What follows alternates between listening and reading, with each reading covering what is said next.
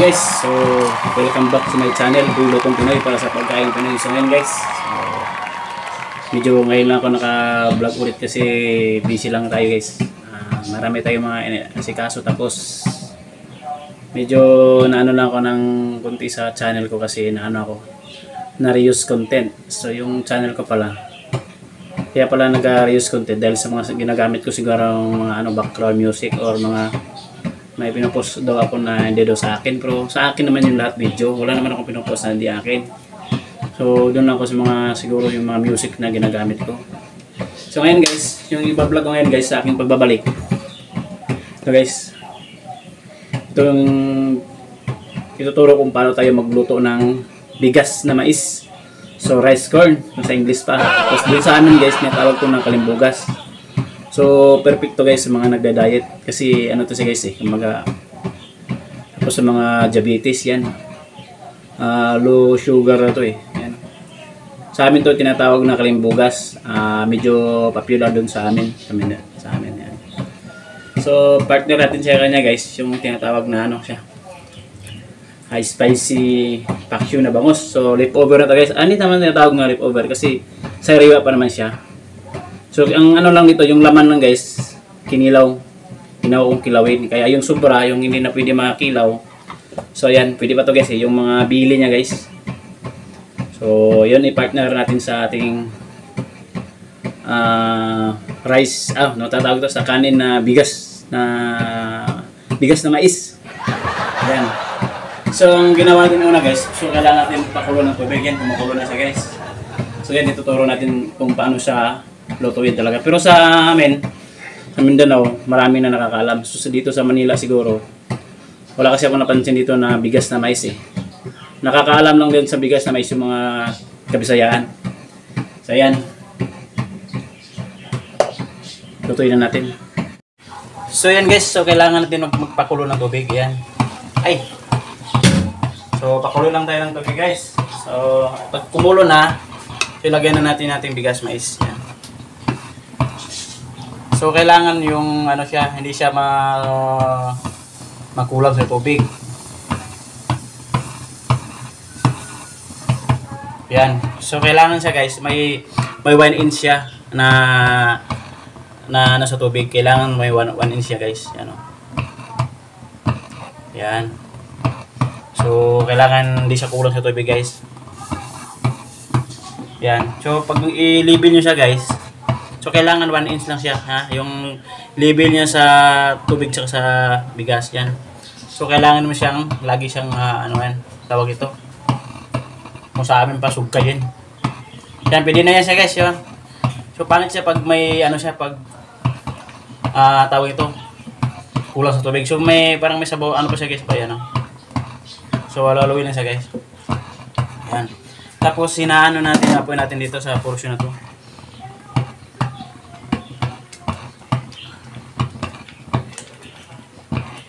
Tapos kailangan mo siyang laluin. So pag malagay mo na yan guys, mga lang siya, 30 minutes yan, luto na yan.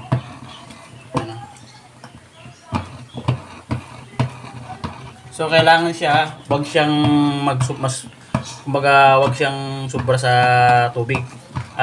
Kulang sa tubig. Yan.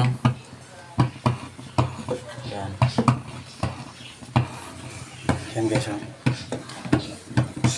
So halalawin natin siya guys. Medyo nga ako na nagkulang sa tubig ngayon So okay na din to. So kailangan siyang mahina yung apoy. Yan. So yung pinaka mahinang apoy niya talaga guys yung ilagay niya.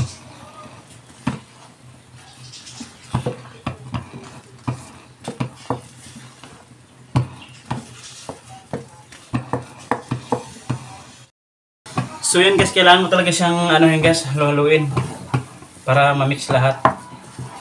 Yan. So basta mahinang apoy, tapos 30 minutes or 25 minutes lang. Yan. Luto na yan.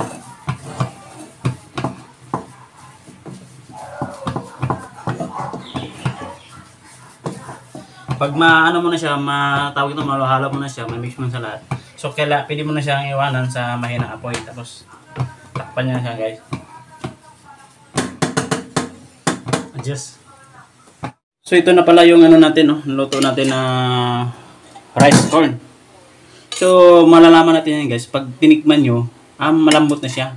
Yung para din siyang rice na kanin natin na pag lumambot na, luto na yan. Ayan. So yan guys, luto natin yung partner niya. So ayan guys, so i-share ko sa inyo kung paano ko magluto ng spicy pak choy na bangus. Yan. So, yung bangus kasi natin guys, kaya tinatawag ko na leftover na guys. Kasi yung laman niya, ginamit na natin yung nakaraan. Ginawa kong kinilaw. So, yung mga natira, yung mga ulo, tsaka yung bili niya, yung part na hindi mapwedeng kilawin. So, nilagay ko sa freezer. Kaya, medyo sariwa pa sa ngayon guys. So, yan o. Sariwa pa din siya guys. Yan. Ulo na bangus. Yan. So, yun yung style ko guys. Kanya-kanya naman tayo ng style na pagluluto eh. Diba? Baka pares tayo. Yan. Unahin ko muna yung mga talong. Kagulay. Hindi lahat para medyo maiba naman. Tsaka yung kamatis. Okra. Yan. Lagyan natin. Yan. Tapos ilagay natin yung isda. Yan.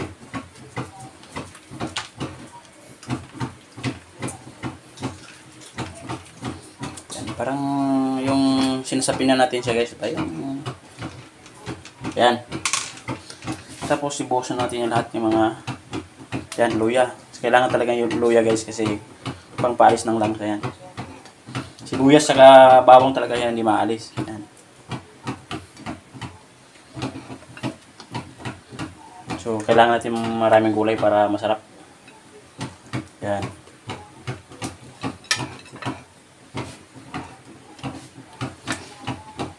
So ito namang sili. Optional to kung kailangan gusto niyo yung manghang. So lagyan niyo, pag hindi, pwede mo siyang hindi hiwain. Pero sa akin kasi, mahilig ko sa manghang eh. Yan, lagyan natin sa manghang. Tapos yung iba, hindi natin sa hiwain para decoration lang naman. Decoration lang din. Yan. Yun. Yan. So may siling green, dagdag pa rin natin yan. Dagdag lasa yan. Yan, marami kasing gulay na binili ko eh.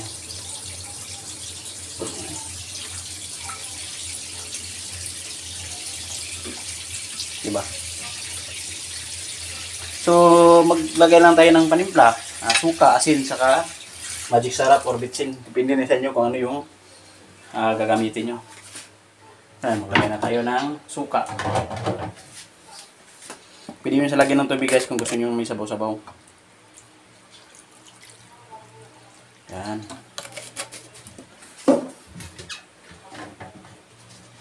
Maglagay natin asin. Yan. Sakto lang muna. Huwag yung damihan baka kasi aalat siya. Pag maalat kasi siya, mahirapan natin bawasan. Mas okay pa siguro. Kulang kayo madagdagan pa natin. Magamit lang ako ng super magic sarap. Dati wala naman itong magic sarap. Bitsin lang naman, di ba? Kahit isa lang.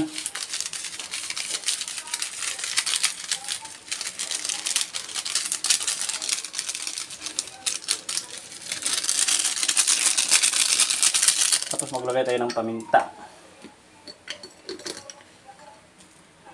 Paminta talaga guys. Nakakatulong nito ng pangdagdag lasa. So ang kaibahan ko dito guys, pag mag-pak choy kayo, suka lang. Ako kasi nilagyan ko siya ng toyo.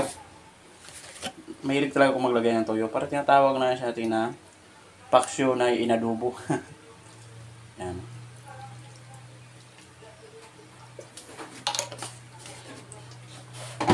Kung maglagay naman tayo ng patis, doon na lang sa tuyo, may kulay pa.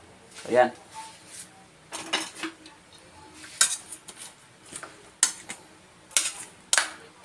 Magdagdag lang ako ng tubig guys, kasi gusto ko siyang may sabaw-sabaw.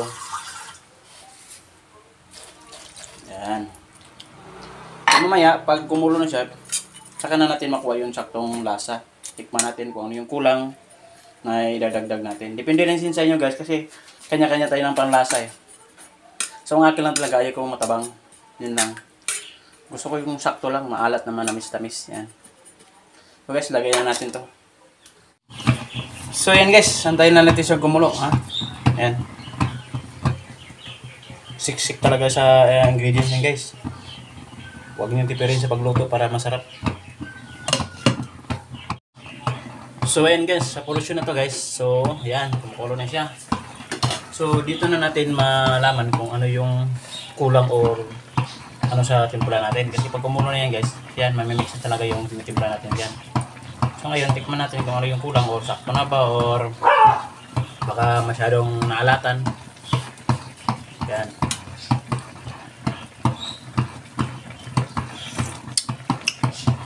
So yan, kanina medyo nakulangan ako sa suka kasi medyo nadamihan yung tubig ko. Yan, dinagdagan ko na yung suka.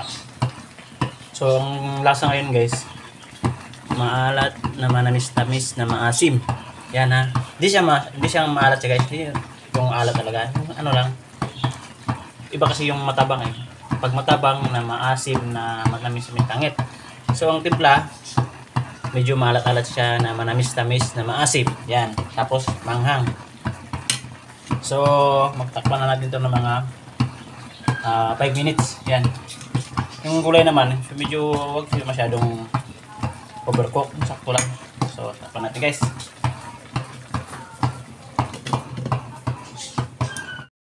So ayan na guys. So luto na nating mais na bigas oh.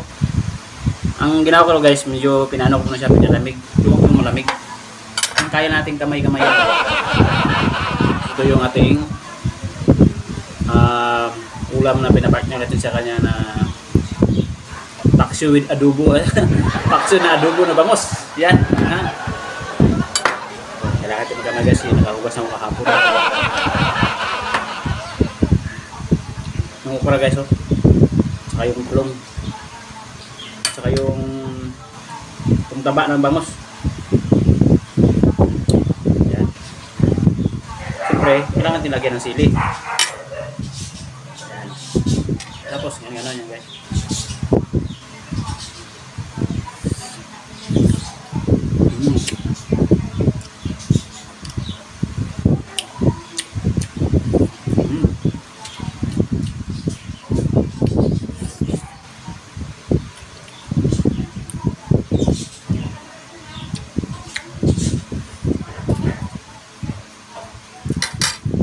Okay, let's go.